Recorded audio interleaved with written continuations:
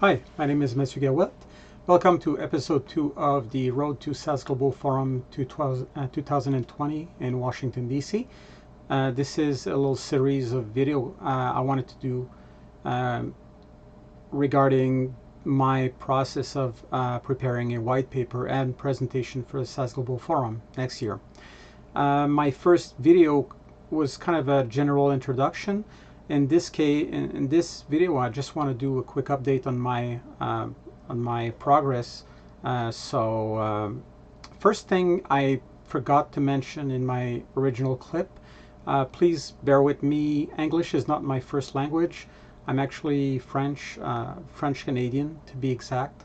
So although I was exposed to English very early on, my English is far from perfect. So please bear with me.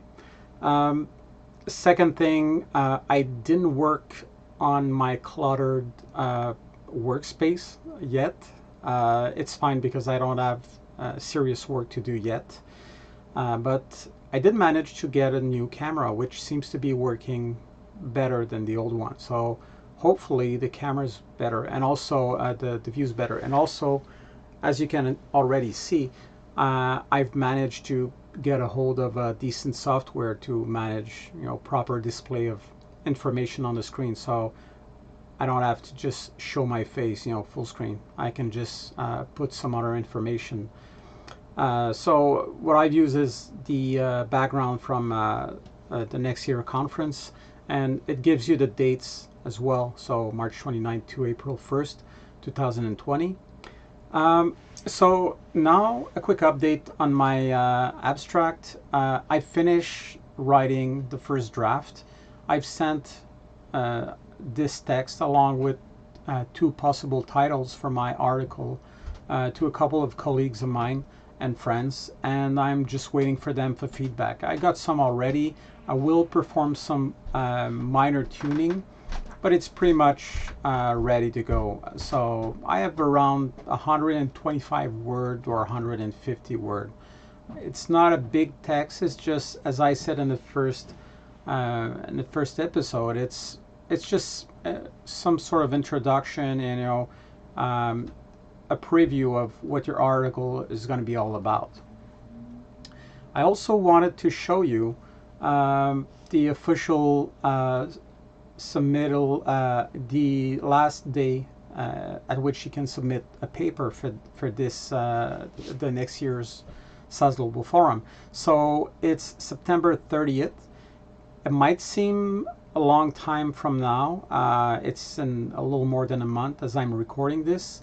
But keep in mind that if you want to do things right, allow yourself maybe a week or minimum a week, or ideally 2 weeks, just for review of your abstract. So the best thing is to get your abstract, a draft of the text you want to submit, get a few titles, maybe possible titles, and just ask colleagues or friends what they think about it, and you can then make a few adjustments. Asking for peer reviews, you have to give them, although it's just short text to review, make sure that you provide them with a decent amount of time for review. So in my case, I've asked for a week, which should be more than enough. Giving too much is not good either, because people will just tend to forget about it because they got so much time to do that task.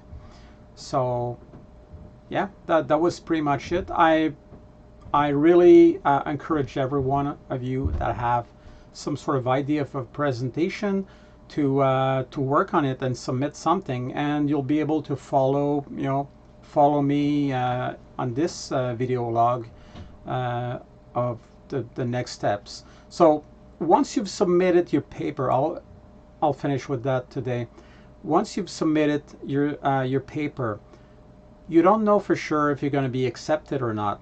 So what should you do? Because it will most likely be at least a month before you get an answer whether you were accepted or not.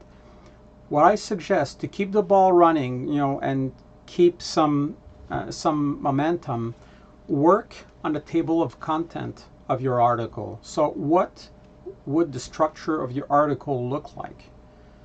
This will be the base for your writing process anyway.